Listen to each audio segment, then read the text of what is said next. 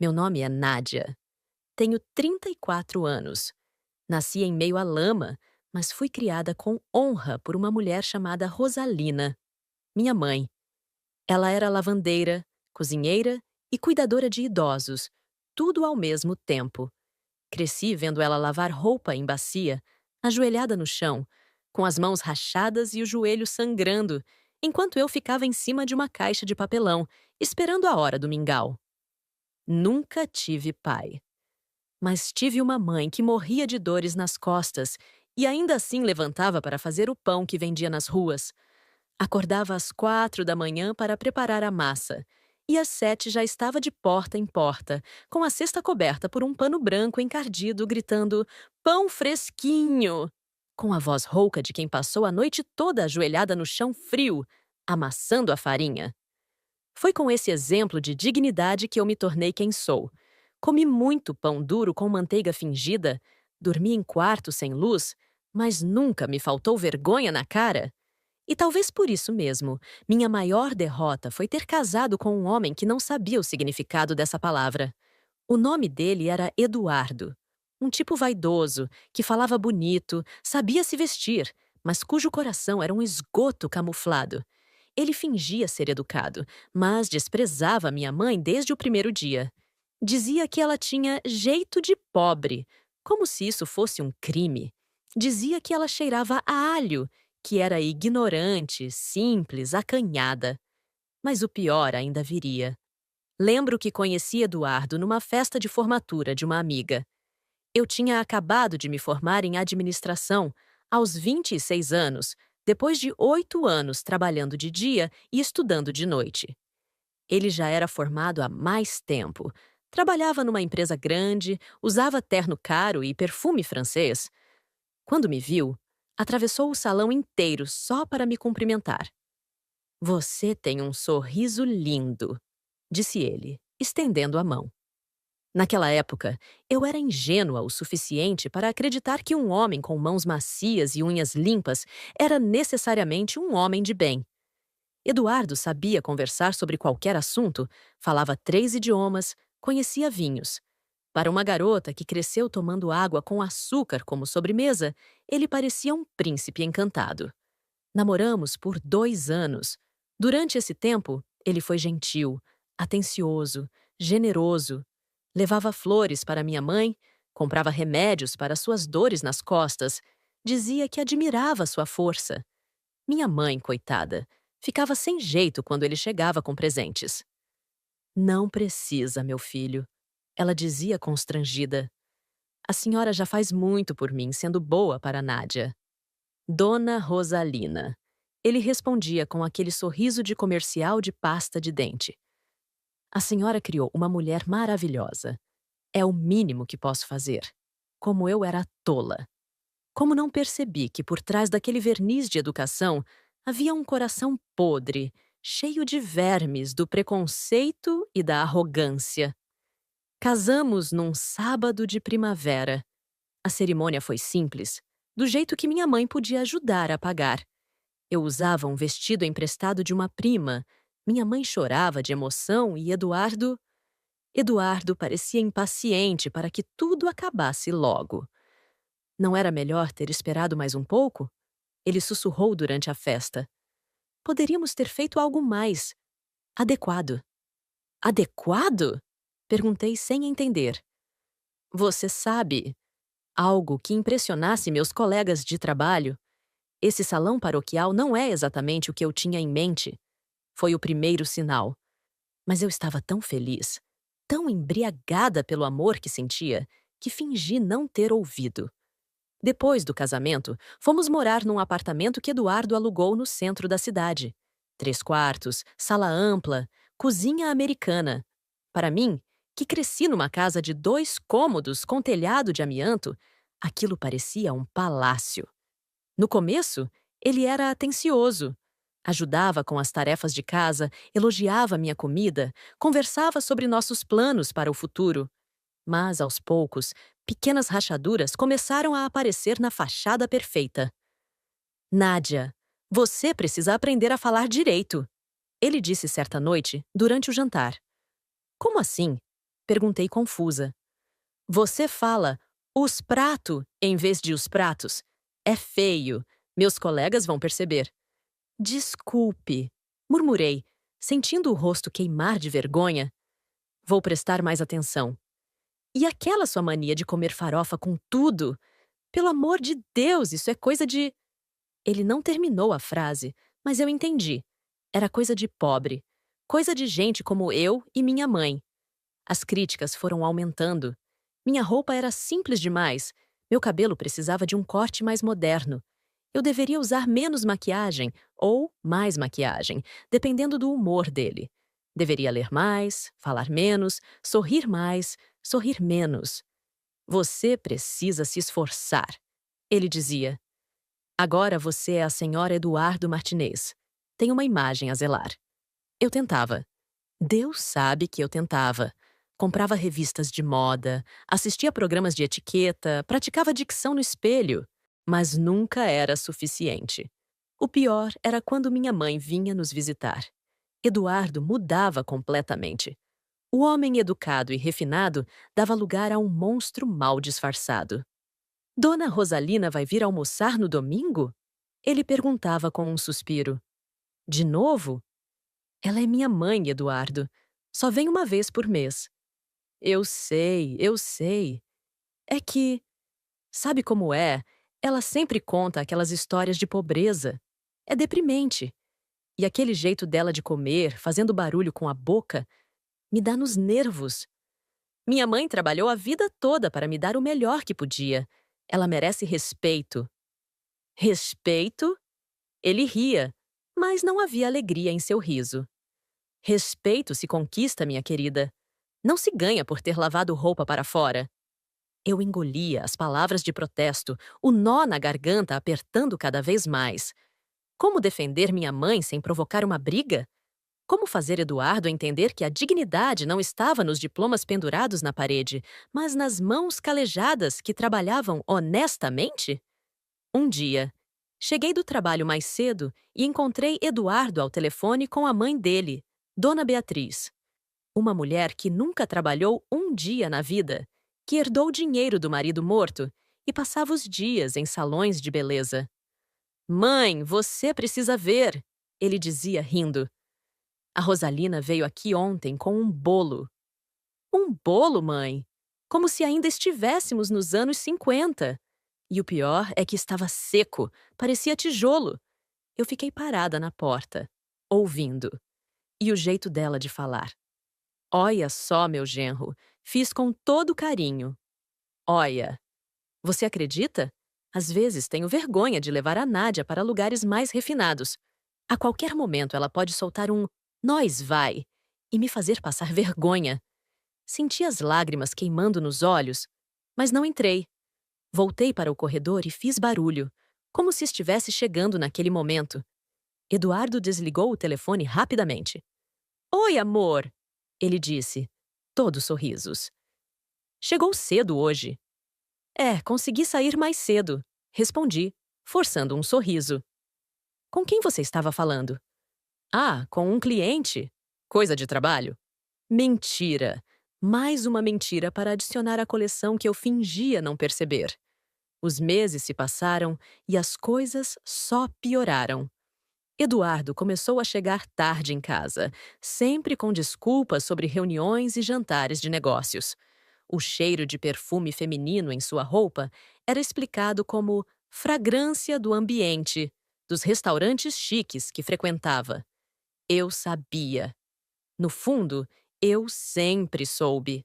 Mas é engraçado como a gente se agarra a qualquer migalha de esperança quando não quer encarar a verdade. Eu me convencia de que estava imaginando coisas, que o problema era comigo, que se eu me esforçasse mais, se eu fosse mais bonita, mais educada, mais qualquer coisa, ele voltaria a me amar. Mas o pior ainda estava por vir. Num sábado ensolarado de março, minha mãe veio nos visitar com um bolo feito por ela. Era um bolo simples de fubá, daqueles que ela fazia quando eu era criança e vendia na vizinhança para complementar a renda.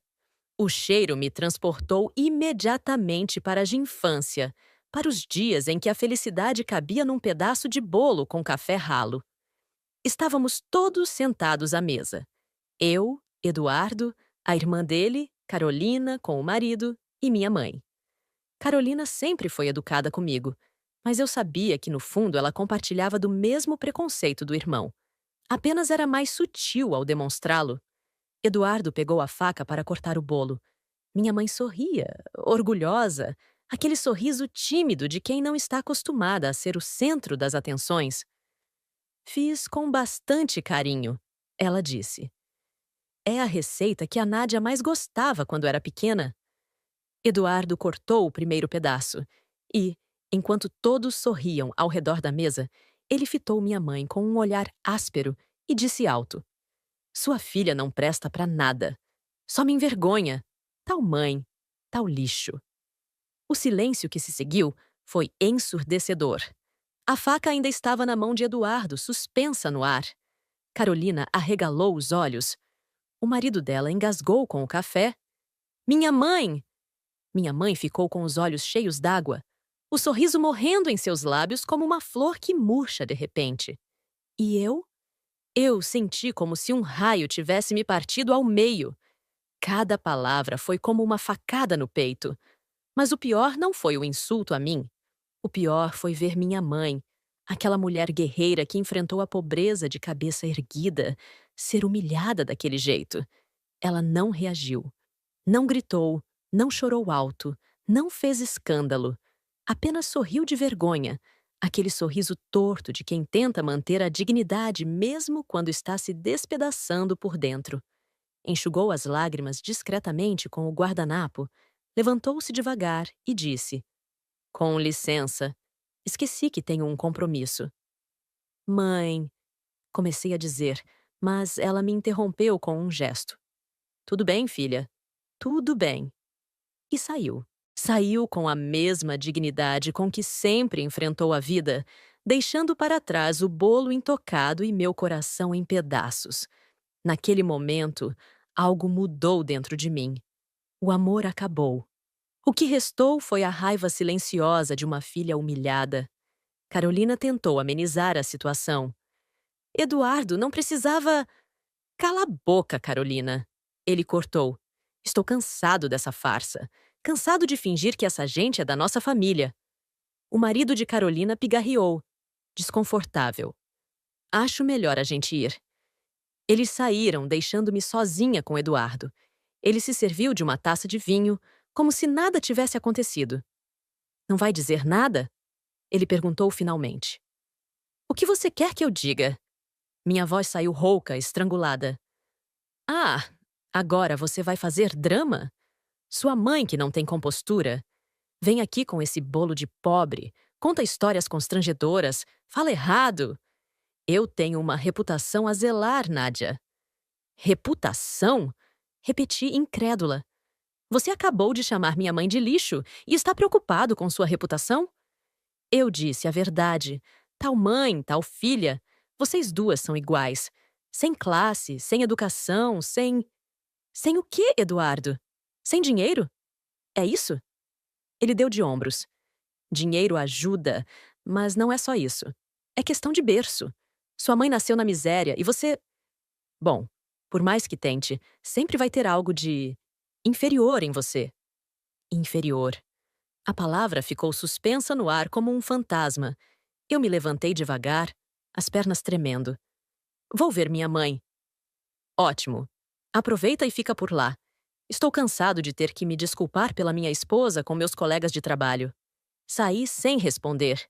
Dirigi até a casa de minha mãe, as lágrimas embaçando minha visão. Quando cheguei, encontrei-a na cozinha, lavando louça. Ela nem se virou quando entrei. "Mãe, não precisa dizer nada, filha."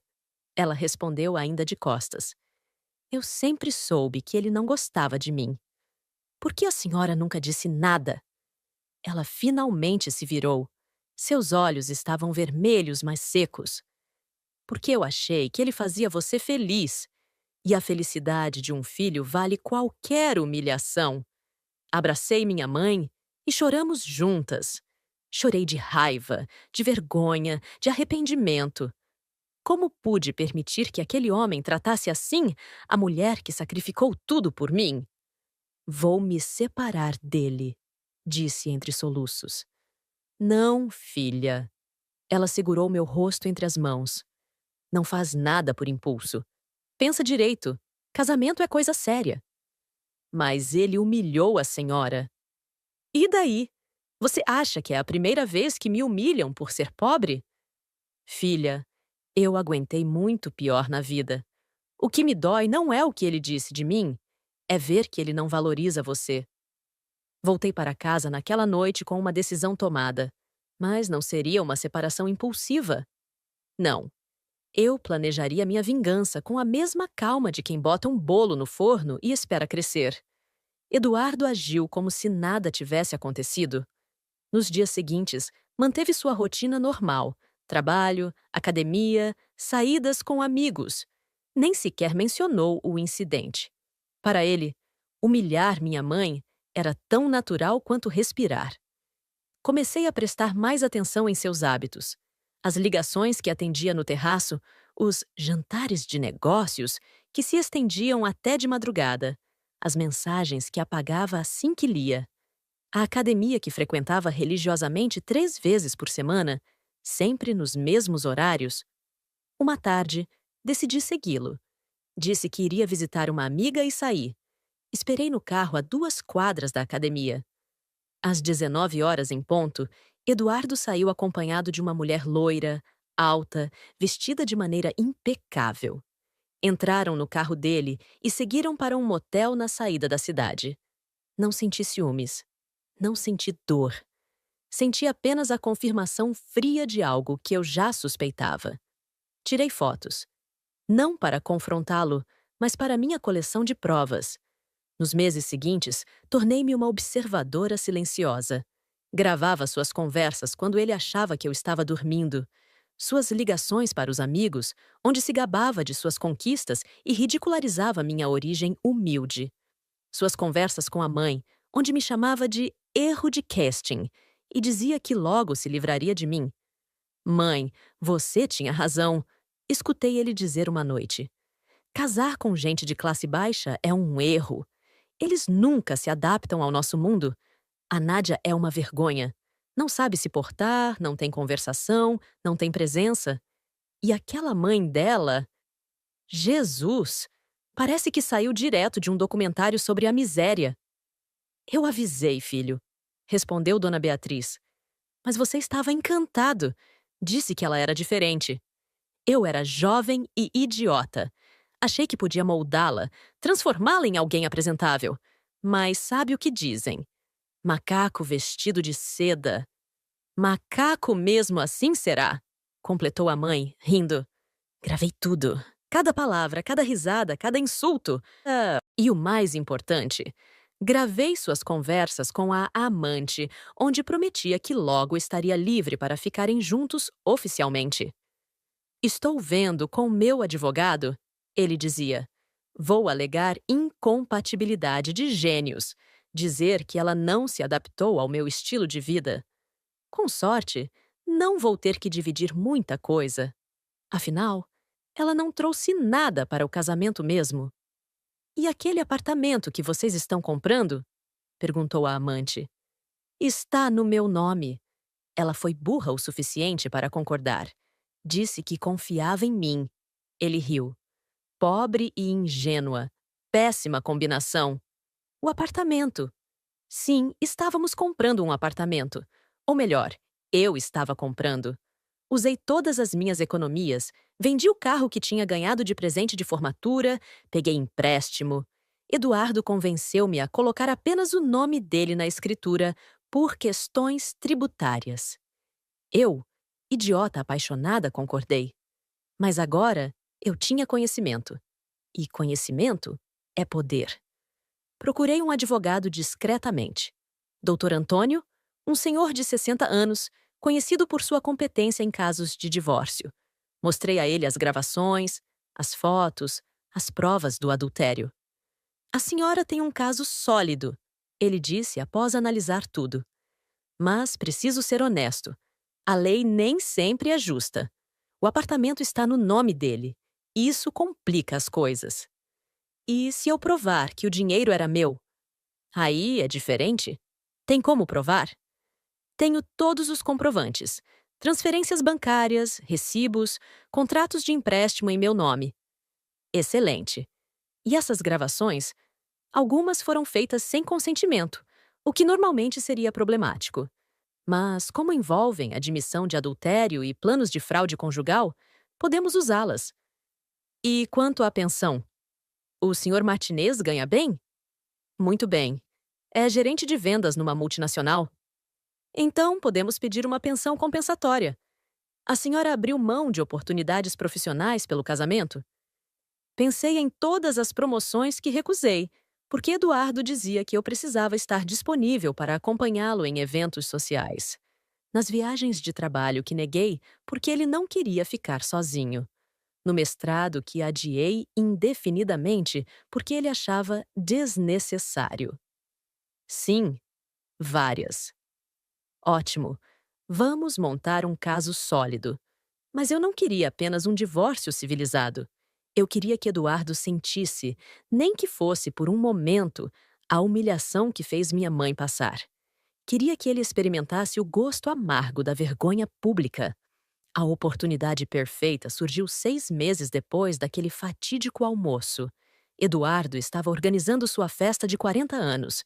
Seria um evento grandioso, segundo ele. Alugou um salão de festas luxuoso, contratou buffet francês, banda ao vivo, decorador famoso. Convidou todos os seus colegas de trabalho, clientes importantes, chefes, amigos da alta sociedade. Até um colunista social foi convidado para cobrir o evento.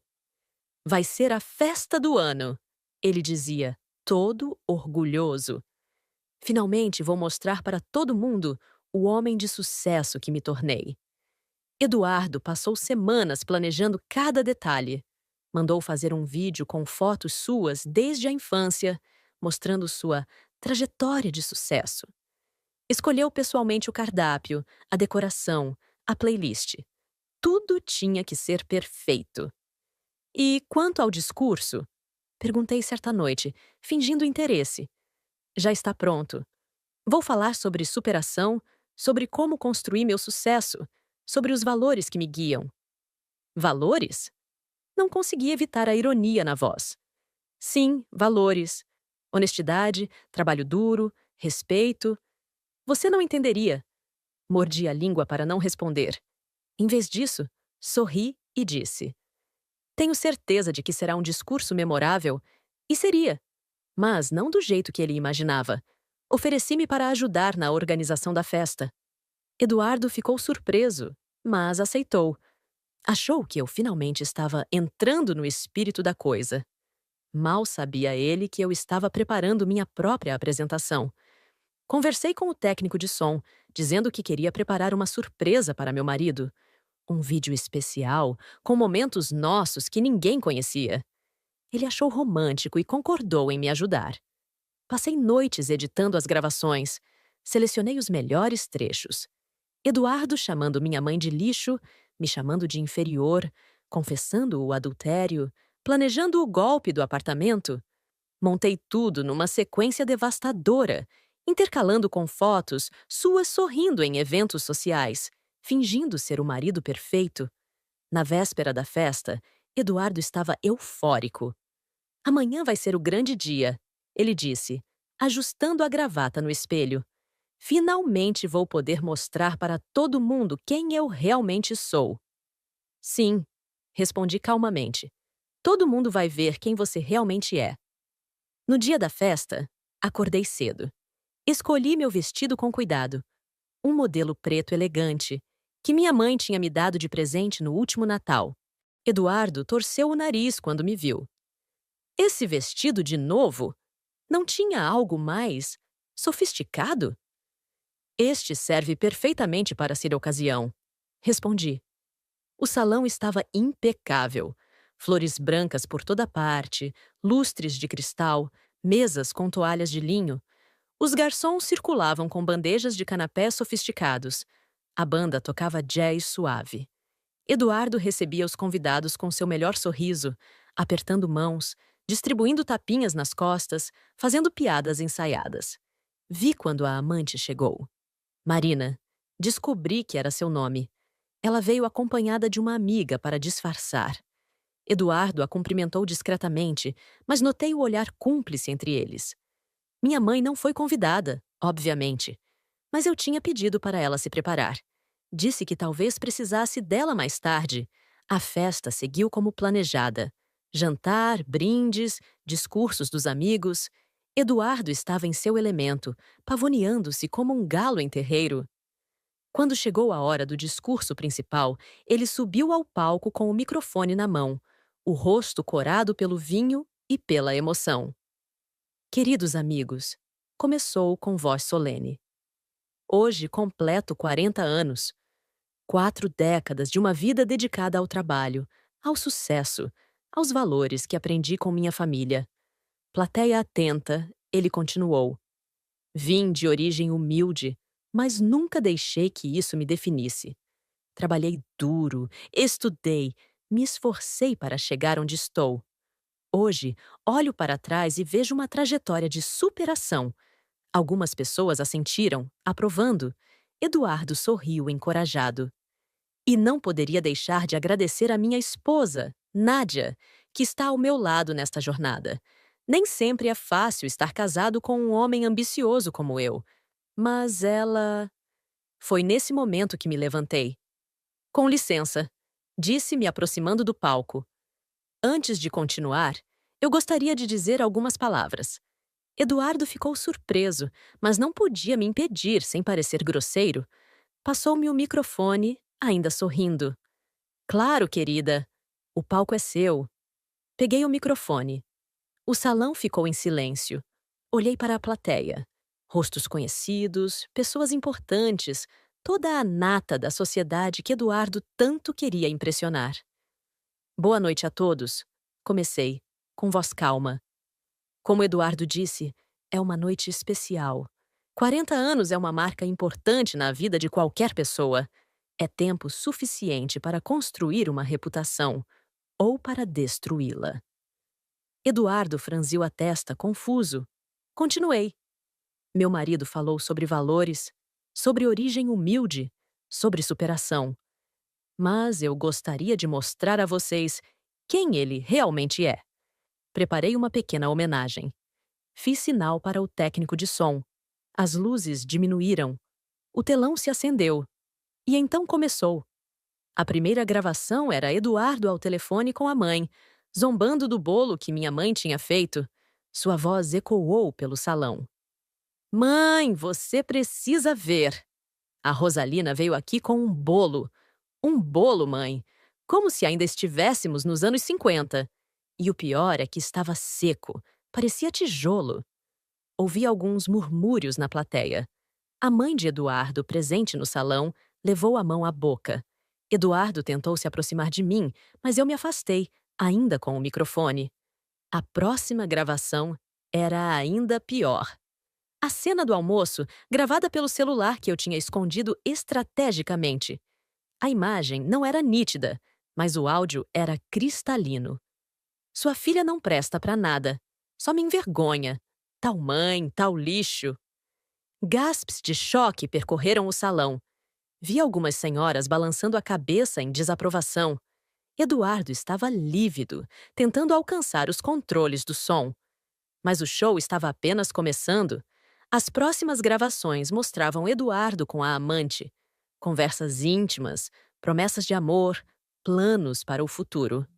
Marina, sentada na terceira mesa, ficou branca como papel. Estou vendo com meu advogado. Vou alegar incompatibilidade de gênios. Com sorte, não vou ter que dividir muita coisa. Afinal, ela não trouxe nada para o casamento mesmo. E aquele apartamento que vocês estão comprando? Está no meu nome. Ela foi burra o suficiente para concordar. O golpe final veio com uma gravação de Eduardo conversando com um amigo no terraço de casa, sem saber que eu estava ouvindo. Casar com pobre foi o maior erro da minha vida. A Nádia até que é bonitinha, mas não tem classe. E aquela sogra, Jesus Cristo, parece saída de um documentário sobre favela. Fedida, mal educada, ignorante. Às vezes tenho nojo só de olhar para ela. O silêncio no salão era absoluto. Algumas pessoas se levantaram e saíram discretamente. Outras permaneceram sentadas, chocadas demais para se mover. O colunista social tirava fotos freneticamente. Eduardo finalmente conseguiu chegar até mim. Tentou arrancar o microfone da minha mão, mas eu me esquivei. "O que você está fazendo?" Ele sibilou. "Está me destruindo." "Não." Respondi calmamente. "Você se destruiu sozinho. Eu apenas estou mostrando a verdade." As luzes se acenderam. Eduardo estava parado no meio do palco, o rosto alternando entre vermelho de raiva e branco de desespero. Suas pernas tremiam visivelmente. Virei-me para a plateia uma última vez. Este é o homem que chamou minha mãe de lixo. Uma mulher que trabalhou honestamente a vida inteira, que criou uma filha com dignidade apesar de todas as dificuldades.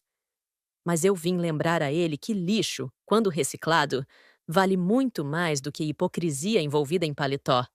Tirei do bolso um envelope e entreguei a Eduardo. Ele abriu com mãos trêmulas.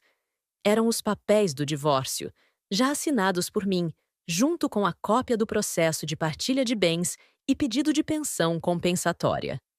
O que é isso?" Ele gaguejou. "Seu presente de aniversário?" "Feliz 40 anos, Eduardo." Desci do palco com a cabeça erguida. O salão continuava em silêncio sepulcral. Passei por entre as mesas, encontrando olhares de compaixão, reprovação, choque. Carolina, a irmã de Eduardo, acenou discretamente para mim quando passei por sua mesa. Havia respeito em seus olhos. Na saída, encontrei Dona Beatriz. Ela me segurou pelo braço. "Como você pôde?" Sussurrou, as lágrimas correndo pelo rosto. "Como pôde humilhar meu filho assim?" Olhei nos olhos dela e respondi. "Do mesmo jeito que ele humilhou minha mãe. A diferença é que minha mãe não merecia. Seu filho, sim. Saí do salão e encontrei minha mãe esperando no carro, como combinamos. Ela me abraçou sem dizer nada. Não eram necessárias palavras. "Vamos para casa?" Ela perguntou finalmente.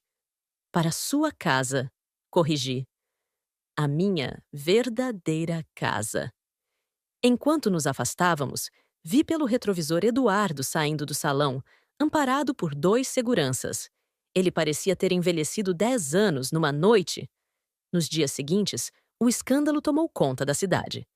O colunista social publicou uma matéria devastadora, contando todos os detalhes da festa que virou pesadelo. Eduardo foi afastado temporariamente do trabalho, para não prejudicar a imagem da empresa. Marina terminou o relacionamento por mensagem. Os amigos sumiram como fumaça. O processo de divórcio foi mais rápido do que o esperado. Com todas as provas apresentadas, Eduardo não teve escolha senão aceitar um acordo. Fiquei com metade do valor do apartamento e uma pensão compensatória por 2 anos. Mas o dinheiro era o de menos. O que importava era a liberdade. A liberdade de ser quem eu era, sem vergonha da minha origem, sem tentar me encaixar num mundo que nunca me aceitaria completamente. Voltei a morar com minha mãe temporariamente. Numa manhã de domingo, enquanto tomávamos café juntas, ela segurou minha mão. "Você tem certeza que fez a coisa certa, filha?" "Absoluta, mãe. Ele mereceu cada segundo daquilo." "Não estou falando da vingança. Estou falando de voltar a morar aqui comigo. Você tinha uma vida confortável." "Confortável?" interrompi. "Mãe, eu vivia numa prisão dourada. Cada dia era uma tortura, tentando ser algo que não sou, ouvindo insultos velados, fingindo não perceber o desprezo. Aqui, com a senhora, eu posso ser eu mesma." Ela sorriu, aquele sorriso que iluminava todo o seu rosto sofrido. "Você sempre foi especial, minha filha. Mesmo quando éramos tão pobres que não tínhamos o que comer, você encontrava motivo para sorrir. Lembra daquela vez que achamos uma nota de R$ 5 na rua?" "Lembro. A senhora queria comprar pão, mas eu insisti para comprarmos um sorvete. E compramos. Dividimos aquele sorvete minúsculo, sentadas na calçada, e você disse que éramos as pessoas mais ricas do mundo. E éramos, mãe, porque tínhamos uma à outra. Com o dinheiro do acordo, aluguei um apartamento pequeno, mas confortável, próximo ao trabalho. Voltei a estudar, fiz o mestrado que tinha adiado. Recebi uma promoção no trabalho, a mesma que tinha recusado anos antes por causa de Eduardo. Um dia, cerca de 1 ano depois do divórcio, encontrei Eduardo no supermercado. Ele estava mais magro, o cabelo começando a ficar grisalho. Vestia roupas simples, nada do figurino impecável de antes. Nádia, ele disse, sem jeito. Eduardo. Ficamos em silêncio por alguns segundos. Então ele disse: Eu. Eu queria pedir desculpas. Pela sua mãe, por tudo. Agora é tarde para isso. Eu sei. Só queria que você soubesse que eu reconheço que estava errado. Perdi meu emprego, meus amigos, minha reputação. E percebi que a única coisa real que eu tinha era você. Não, Eduardo. Você nunca me teve. Você teve uma versão falsa de mim, uma que eu criei para tentar te agradar. A verdadeira Nádia. Você desprezou. Ele abaixou a cabeça. Como está sua mãe? Bem, trabalhando como sempre, sendo a mulher digna que você nunca soube reconhecer. Ela é mesmo uma mulher admirável. Eu é que fui cego demais para ver. Saí sem me despedir. Não havia mais nada a dizer. Hoje, aos 36 anos, olho para trás sem arrependimentos. Minha mãe continua trabalhando, mas agora eu posso ajudá-la financeiramente. Comprei uma casa pequena para ela, num bairro tranquilo. Todo domingo, almoçamos juntas. Ela faz aquele mesmo bolo de fubá e nós o comemos com orgulho. Eduardo? Soube que se mudou para outra cidade, tentando recomeçar. Dizem que trabalha como vendedor numa loja de departamentos. A ironia não me escapa. O homem que se achava superior agora serve pessoas que ele antes desprezaria. A última vez que vi Marina, a amante, ela estava saindo de um consultório médico. Grávida. Sozinha. O destino às vezes tem um senso de humor peculiar. Quanto a mim, encontrei paz. Namoro um homem simples, professor de escola pública, que acha minha mãe uma das pessoas mais sábias que conheceu. Ele gosta de ouvir suas histórias, come sua comida com prazer genuíno e a trata com o respeito que ela merece. No último Dia das Mães, levei minha mãe para jantar num restaurante elegante. Quando o garçom se aproximou, ela ficou intimidada, sem saber que talheres usar. Segurei sua mão e disse: Use os que quiser, mãe. A senhora é a rainha desta mesa. Ela sorriu, e naquele momento eu vi a mulher guerreira que me criou. Não a lavadeira de mãos rachadas, não a vendedora de pães, mas a heroína que enfrentou o mundo para me dar uma chance na vida. Enquanto jantávamos, ela me contou uma história que eu não conhecia. Sabe, filha, quando você nasceu, a parteira disse que você não ia sobreviver. Era muito pequena, muito fraca. Mas eu segurei você nos braços e prometi que, se Deus te deixasse viver, eu ia te criar para ser forte, para nunca abaixar a cabeça para ninguém. E a senhora cumpriu a promessa. Cumpri, mas teve um tempo que achei que tinha falhado. Quando você estava com Eduardo, via você murchando dia após dia, perdendo o brilho nos olhos. Achei que tinha criado uma filha fraca. Nunca fui fraca, mãe. Só estava perdida. Eu sei.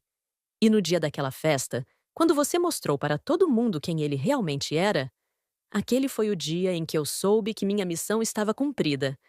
Você se tornou a mulher forte que eu sempre soube que seria. Voltamos para casa caminhando de braços dados. As pessoas na rua olhavam para nós. Uma senhora idosa com roupas simples e uma mulher bem vestida. E provavelmente se perguntavam que relação podíamos ter. Mal sabiam eles que estavam vendo algo muito mais valioso que qualquer fortuna: o amor incondicional entre mãe e filha. Meses depois, recebi uma carta de Eduardo. Uma longa carta escrita à mão, onde ele contava sua nova vida. Como tinha perdido tudo e sido forçado a recomeçar do zero. Como agora entendia o valor do trabalho honesto, da humildade, do respeito pelos outros. Hoje, ele escreveu: trabalho 10 horas por dia para ganhar o que antes eu gastava num jantar. E sabe de uma coisa? Nunca me senti tão em paz, porque finalmente entendi que dignidade não tem nada a ver com conta bancária. Queimei a carta. Não por raiva, mas porque aquela página do meu passado estava definitivamente encerrada. Às vezes, quando estou sozinha em casa, penso naquela festa. No momento em que peguei o microfone e decidi expor a verdade. Não foi um ato de coragem. Foi um ato de desespero de uma filha que não suportava mais ver sua mãe sendo diminuída. O preconceito é uma ferida que não cicatriza facilmente. Ainda hoje, encontro pessoas que torcem o nariz quando descobrem minha origem humilde. A diferença é que agora não tenho mais vergonha. Pelo contrário, tenho orgulho de cada sacrifício que minha mãe fez, de cada lágrima que derramou, de cada calo em suas mãos. Eduardo estava errado sobre muitas coisas, mas principalmente sobre uma. Não existe tal mãe, tal filha, no sentido que ele quis dar. O que existe é o legado de força, dignidade e resiliência que passa de uma geração para outra. Minha mãe me ensinou que pobreza não é desonra. Desonra é humilhar quem luta honestamente pela vida. No último aniversário dela, organizei uma festa surpresa. Nada luxuoso. Apenas amigos e vizinhos reunidos no salão da igreja. Quando ela entrou e viu todos ali, começou a chorar. Por que o choro, mãe? Perguntei. Porque eu nunca achei que ia viver para ver minha filha me dar tanto orgulho. A senhora sempre me deu orgulho, mãe. Eu é que demorei para perceber. Durante a festa, várias pessoas fizeram discursos. A vizinha contou como minha mãe cuidou de seu pai doente sem cobrar nada. O padre falou sobre sua dedicação à comunidade. Uma antiga patroa relembrou sua honestidade inquestionável. Quando chegou minha vez de falar, olhei para aquela mulher pequena, de cabelos brancos e mãos calejadas, e disse: há alguns anos, alguém chamou minha mãe de lixo. Hoje, quero dizer a todos vocês, se minha mãe é lixo, então que o mundo inteiro seja transformado nesse tipo de lixo. Porque dessa matéria-prima saem os seres humanos mais preciosos que existem. A festa continuou noite adentro. Vi minha mãe dançando, rindo, feliz como raramente a tinha visto. Em determinado momento, ela se aproximou de mim. Sabe o que mais me deixa feliz, filha? O que, mãe? Ver você sendo você mesma, sem máscaras, sem fingimento. Apenas a Nádia que criei com tanto amor. Abraçamos ali mesmo, no meio do salão, enquanto a música tocava e as pessoas dançavam ao nosso redor. E eu soube, com certeza absoluta, que todo o sofrimento tinha valido a pena. Porque no final, o que importa não é o que os outros pensam de nós, mas o que sabemos sobre nós mesmos. Eduardo queria me moldar à sua imagem e semelhança. Queria uma boneca de porcelana para exibir em festas.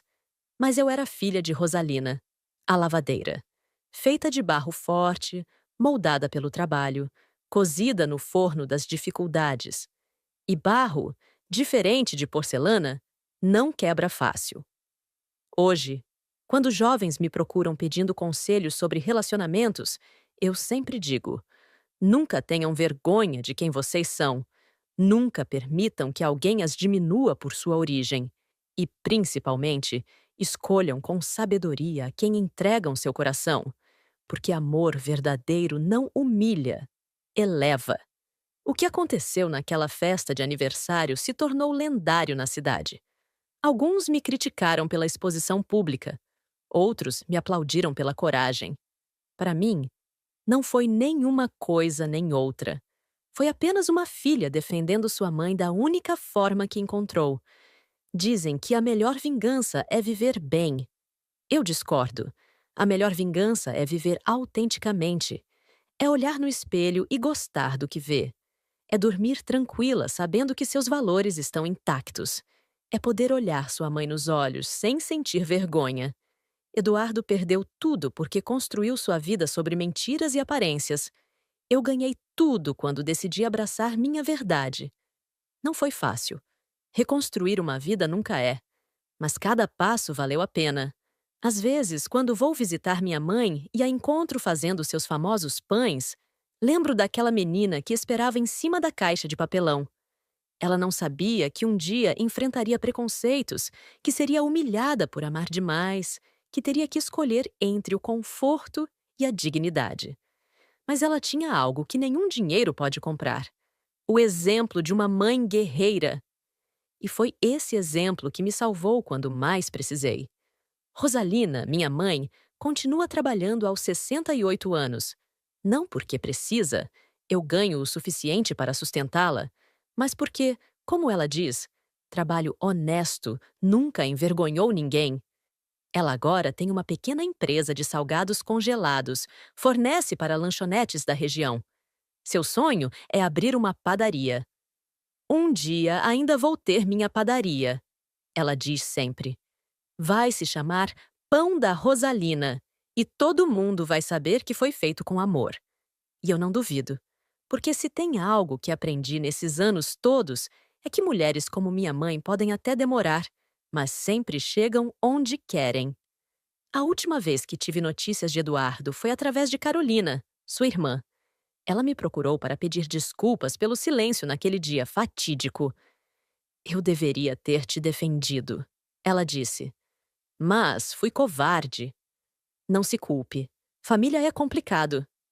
Eduardo mudou muito, sabe? Acho que finalmente entendeu o que perdeu. Todos nós mudamos, Carolina. A diferença é que alguns mudam por escolha, outros por necessidade. Ela me contou que Eduardo agora faz trabalho voluntário numa ONG que ajuda pessoas carentes. Irônico, não? O homem que desprezava pobres agora dedica seu tempo livre a ajudá-los. Talvez a humilhação pública tenha servido para algo, afinal. Mas isso já não me importa. Minha vida seguiu adiante. Casei novamente, dessa vez com Gabriel, o professor. Um homem que cresceu na periferia, filho de pedreiro, que conquistou seu diploma com muito esforço. Alguém que entende o valor de cada conquista, que respeita cada cicatriz. Nossa festa de casamento foi simples, no quintal da casa de minha mãe. Ela fez toda a comida, aqueles salgados que vendia na rua quando eu era criança. Os convidados eram professores, vizinhos, amigos de infância. Gente simples, trabalhadora, autêntica. No meio da festa, Gabriel pediu a palavra. Quero fazer um brinde à Dona Rosalina, a mulher que criou a criatura mais maravilhosa que já conheci. Senhora, obrigado por ter dado ao mundo sua filha. E obrigado por me aceitar em sua família. Minha mãe chorou. Gabriel a abraçou. E eu soube que finalmente tinha encontrado meu lugar no mundo. Hoje temos 2 filhos, Rosa e Miguel. Nomes simples, como nós. Eles crescem ouvindo as histórias da avó, aprendendo que dignidade não tem preço e que trabalho honesto é motivo de orgulho. Outro dia, Rosa chegou da escola chorando. Uma coleguinha tinha zombado de seu lanche simples, dizendo que era comida de pobre. Sentei com ela e contei minha história. A história de sua avó. A história de todas as mulheres de nossa família que trabalharam duro para dar uma vida melhor aos filhos. Nunca tenha vergonha do que você é, disse a ela. Somos descendentes de guerreiras, e guerreiras não abaixam a cabeça para ninguém. No dia seguinte, ela levou o mesmo lanche. E quando a colega voltou a zombar, Rosa respondeu: Minha avó faz esse pão. E minha avó é a pessoa mais incrível do mundo. Se você não entende isso, o problema é seu. Orgulho de mãe? Simulation. Mas principalmente orgulho de ver o legado de Rosalina continuar na próxima geração. A vida me ensinou muitas lições, mas a principal foi esta. Não existe vergonha em ser pobre. Vergonha é ser cruel. Vergonha é humilhar quem luta honestamente. Vergonha é usar privilégios para diminuir os outros. Eduardo aprendeu isso da pior maneira possível. Eu aprendi observando minha mãe transformar a adversidade em força, pobreza em dignidade, lágrimas em determinação. Naquela noite fatídica, quando expulso a verdadeira face diante de todos, não foi vingança que me moveu. Foi justiça. Justiça para minha mãe, para todas as Rosalinas do mundo que são diminuídas por sua origem humilde. E se tivesse que fazer de novo? Faria. 1000 vezes. Porque algumas lições só se aprendem com humilhação pública. E algumas mães merecem que suas filhas lutem por elas com todas as armas disponíveis. Termino essa história como comecei. Meu nome é Nádia. Tenho 38 anos agora. Nasci em meio à lama, mas fui criada com honra por uma mulher chamada Rosalina. E se isso faz de mim lixo aos olhos de alguém, então que seja. Porque esse lixo foi reciclado em força, coragem e amor incondicional. E isso vale mais que todo o ouro do mundo. Gostou do vídeo? Deixe seu like, se inscreva, ative o sininho e compartilhe. Obrigada por fazer parte da nossa comunidade. Até o próximo vídeo.